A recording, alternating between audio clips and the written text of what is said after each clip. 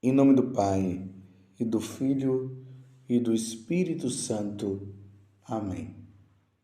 Naquele tempo, enquanto Jesus falava, um fariseu convidou-o para jantar com ele. Jesus entrou e pôs-se à mesa.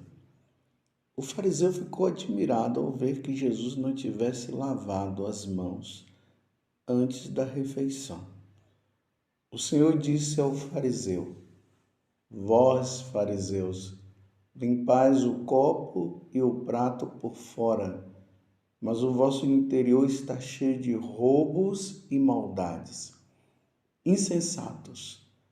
Aquele que fez o exterior não fez também o interior?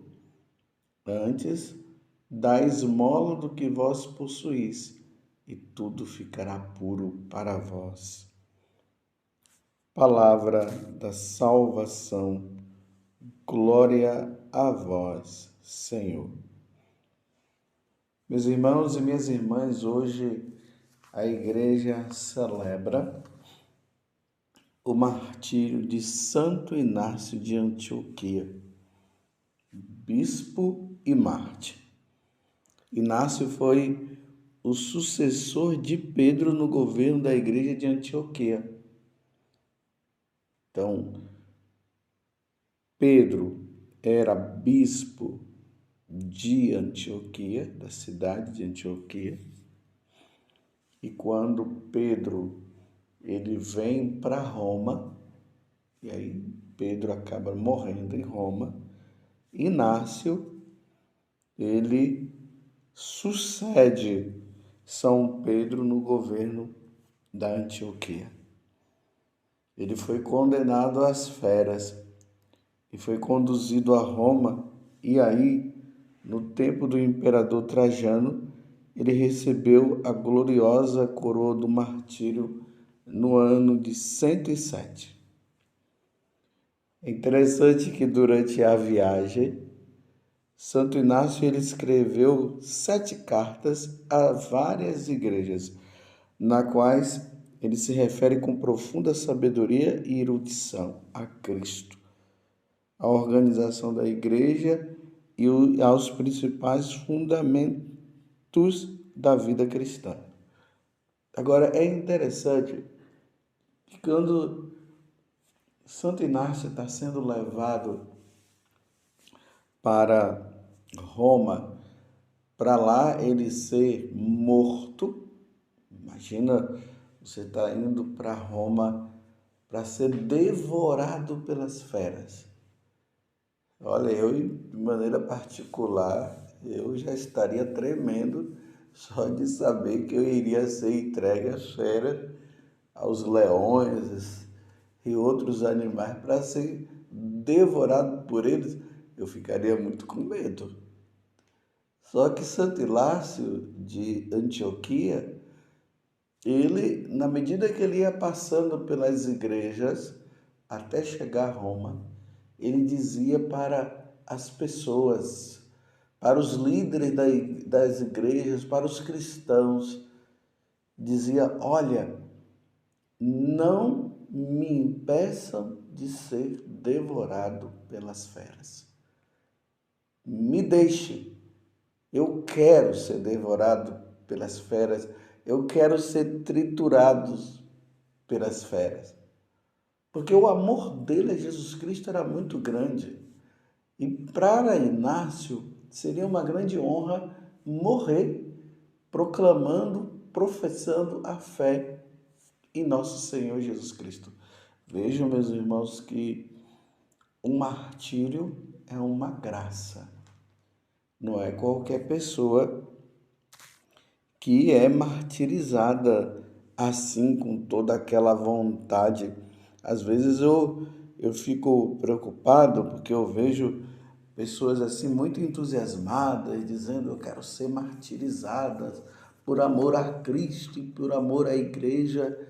Meus irmãos, quando as coisas não acontecem, é fácil de dizer, mas na hora, não sei se vocês sabem, mas muitos cristãos que foram levados para o martírio renegaram na hora em que viram a situação da fera que estava prestes a devorá-los. Na hora que eles viram os algozes com aquelas foices pronto ali para cortar o pescoço, muitos tremeram no momento e renegaram a fé. E você sabe que negar a fé significa apostasia, significa também que a pessoa não entrará no céu. Então é uma graça. Então não vamos nos deixar levar pelo entusiasmo, não. Mas se nós verdadeiramente formos levados a esta situação, que o Espírito Santo nos ajude a sermos fiéis até a morte, como Santo Inácio de Antioquia ele foi. Então roguemos hoje a Santo Inácio. Hoje nós estamos vestidos de vermelho justamente para celebrar o Natal. É interessante que quando nós celebramos a morte de um mártir, nós estamos celebrando o nascimento dele. Eles morrem para esta vida e nascem para a vida eterna, porque eles morrem com o batismo de sangue. E o batismo de sangue leva aquela pessoa direto para o céu. No caso, Santo Inácio contempla a face de Deus. E já que ele contempla a face de Deus, diante desses tempos difíceis que nós estamos, que nós, através da intercessão dele, nós sejamos fiéis. Que Santo Inácio rogue por mim, rogue por você e rogue por toda a Igreja Católica. Agora o Evangelho de hoje. Estamos no capítulo 11, do versículo 37 até o versículo 41. E vocês viram um fariseu. Lembremos que os fariseus eles não tinham boas intenções para com Jesus. Eles estavam sempre querendo encontrar alguma situação para prender Jesus, em seguida matar. Então não vamos assim acreditar tanto que esse fariseu que convidou Jesus para ir jantar na casa dele estava com boas intenções. Vocês observam até que ele já começou a questionar. Ele ficou admirado. É importante notar aqui também que a expressão de admiração dele, de forma negativa, por Jesus não ter lavado as mãos antes da refeição, não foi algo que ele expressou, ele pensou, mas como Jesus é Deus, e só Deus pode entrar nos nossos pensamentos. Isso aqui é claro, né? Às vezes as pessoas ficam achando que os demônios têm a capacidade de entrar nos nossos pensamentos. Não, os demônios não têm capacidade nenhuma de entrar nos nossos pensamentos. Ele pode deduzir as coisas pelos nossos movimentos, pela nossa ação, pela forma como nós agimos. Mas dizer que os demônios, eles sabem o que nós estamos pensando, não. Só Deus tem a capacidade de penetrar os nossos pensamentos. Eu abri um parêntese para falar dessa curiosidade, porque tem muita gente achando que o demônio entra nos nossos pensamentos. Ele não entra. Então, dando continuidade, na hora que eles pensam, aí Jesus diz: vós, fariseus, limpais o copo e o prato por fora, mas o vosso interior está cheio de roubos e maldades.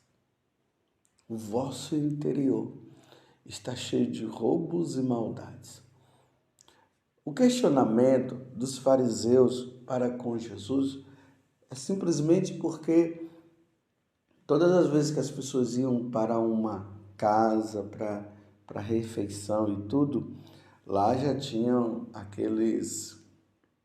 aquelas talhas que as pessoas chegavam e faziam tipo uma purificação. Eles lavavam as mãos, lavavam o rosto, porque o fato de estarem ali no mundo, né, nas coisas, fazendo tantas coisas, mexe aqui, mexe lá, pega aqui, pega lá. Então, na cabeça deles, eles criaram essa mentalidade também de que as pessoas estariam contaminadas de alguma coisa. Então, era preciso, antes das refeições, fazer toda essa higiene. Não é a higiene como nós imaginamos, né? Que nós também lavamos as mãos antes das refeições, pelo menos é o que nós deveríamos fazer. Mas para nós é uma questão de higiene, para eles não, era uma questão religiosa. Então, por ser uma questão religiosa, eles questionaram Jesus. Aí Jesus diz: vocês estão preocupados com essa parte exterior. Essa preocupação de vocês. Mas eu quero dizer para vocês que a questão não está no exterior, a questão está no interior, no seu interior. É aqui que é necessário acontecer essa limpeza. Vocês estão entendendo dessa parada? Justamente para que você pudesse pensar nisso. A questão não está no exterior. A questão está dentro de nós. As maldades, os roubos, adultério, insensatez, as mentiras. Essa é a questão. Essa limpeza que nós devemos fazer. E essas coisas que estão no interior, que podem nos condenar ao inferno, nós devemos limpar. E essa limpeza ela acontece no confessionário. É lá no confessionário, ajoelhado aos pés daquele ministro de Deus que é Jesus Cristo.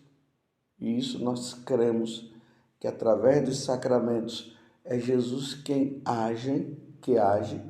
Então, é ali aos pés do sacerdote que nós fazemos esta limpeza interior. Quanto tempo faz que você está sujo interiormente, mas externamente parece que você está ótimo, né? Tem gente que consegue justamente enganar os outros. Externamente parece que está ótimo, mas internamente está cheio de pecado. E quanto tempo faz que você não busca o confessionário? Mais uma vez, meus irmãos, eu quero dizer uma coisa: nós não somos evangélicos. As pessoas ficam achando que basta entrar no quarto, pedir perdão a Deus e está tudo certo. Tem outros também que, por ignorância, dizem: os pecados já são perdoados na missa. Não, o pecado mortal não é perdoado na Santa Missa. Isso precisa ficar bem claro. Se todos os pecados fossem perdoados na Santa Missa, não haveria necessidade de ter o sacramento da penitência. E aí se acumula o número de sacrilégios, porque uma vez que se está em pecado mortal, não é na missa que se perdoa o pecado mortal, é no confessionário. E as pessoas estão dizendo assim: não, mas eu fiz um ato de contrição. Será que seu ato de contrição perfeito foi suficiente mesmo? Será? É verdade? Você tem certeza? Aí tem outros que dizem: depois eu me confesso. Quer dizer, você está sujo, imundo com o pecado mortal. Aí você comunga primeiro para depois confessar? Não, não. Ainda que o Papa dissesse para você, você está em pecado mortal, não tem problema. Você comunga e depois você confessa. Não, o Papa estaria errado. Não pode falar uma coisa dessa, porque nós não podemos comungar em estado de pecado mortal. E eu tenho dito ultimamente para as pessoas, quando uma pessoa cai em pecado mortal, o caminho dela não é a Santa Missa, o caminho dela é o confessionário. Porque indo para a missa, você poderá ter uma inspiração que não vem do céu. Geralmente as inspirações vêm do diabo, né? Aí não, estava lá, eu senti vontade. Eu percebi, eu senti que eu tinha que comungar. Ai, Deus me inspirou. Não, Deus não inspirou nada, meus irmãos. Deus não inspirou nada. Caiu em pecado mortal, tem que ir para o confessionário, se quer comungar. Se você quer comungar, então não cai em pecado mortal. Mas se você cair em pecado mortal, então busque o sacerdote. Vai buscar a confissão. Se o sacerdote disser para você, você está ali, alguns minutos antes de começar a missa, você vai lá e diz, padre, eu quero me confessar. O senhor poderia me atender em confissão? E o padre disse assim, pode comungar, depois da missa você confessa. Não, você não vai comungar. Esse conselho do sacerdote está errado. Por isso que é um perigo o sacerdote dizer isso, porque às vezes pode ser que no coração do sacerdote esteja que a pessoa não está com pecado mortal, então fala isso. Então, como nós não penetramos no coração do outro, só Deus é que penetra e conhece, então é bom, por prudência, dizer, depois você confessa. E depois da confissão, o sacerdote pode dar até a comunhão para a pessoa, porque ela participou da missa, não comungou, ela pode, a questão dela é comungar, então ela comunga depois do sacrifício da missa, o padre dá, depois que ela confessar, você está entendendo? Mas nunca faça isso. Caiu em pecado mortal, é só olhar lá a lista dos 10 mandamentos. Se você estiver incluído nela, você não pode receber a Eucaristia. Tem que passar pelo sacerdote. Espero que isso esteja bem compreendido, porque é necessário falar, porque se percebe isso nos confessionários. Muitas pessoas comungando em estado de pecado mortal. Muitas e muitas pessoas. E quando se pergunta por que você comungou, você sabia que não podia comungar? A pessoa diz, eu sabia, mas por que você comungou? Porque eu quis. Porque eu disse que depois eu ia me confessar. Não pode fazer isso. Mas voltando ao Evangelho. Então o interior dele estava cheio de quê? De insensatez, de maldades. E aí Jesus disse assim para ele, olha, dá esmola do que vós possuís e tudo ficará puro para vós. Por que Jesus está falando isso para esse fariseu? Porque é assim que eles agiam. Se enriqueciam com a pobreza dos pobres, das viúvas. E enriquecendo, não praticavam a esmola. Então Jesus agora está dizendo, então, já que você está preocupado comigo, por eu não ter lavado as mãos, a minha preocupação maior com você é essa. Você está em estado de pecado grave. Porque você não tem dado esmola, você tem como dar, você está roubando, está tirando dos outros. Então, vai lá, dá esmola aos pobres. Aí Jesus diz, e aí tudo ficará puro para vós. Está vendo? É só fazer isso, simples. Não vamos agir, meus irmãos, como os fariseus. Não vamos agir. Ficamos ali olhando os pecados dos outros o tempo todo, enquanto que nós estamos com pecados maiores e não nos confessamos e não mudamos de vida. Com isso eu não estou dizendo que nós não podemos corrigir e ajudar o irmão que está no pecado, porque Jesus diz, né, aquele que se seu irmão pecar, vai lá ajudá-lo. Nós devemos ajudar, mas não podemos entrar na hipocrisia. Ajudamos, vamos lá em busca, vemos o pecado, a situação de pecado, porque realmente aquela pessoa estaria pecando, e vamos lá, ajudamos, mas não refletimos e não olhamos para nós e percebemos que estamos também na mesma situação. Então, ajudando o outro e nos ajudando também. Louvado seja nosso Senhor Jesus Cristo, para sempre seja louvado, e a sua mãe, Maria Santíssima.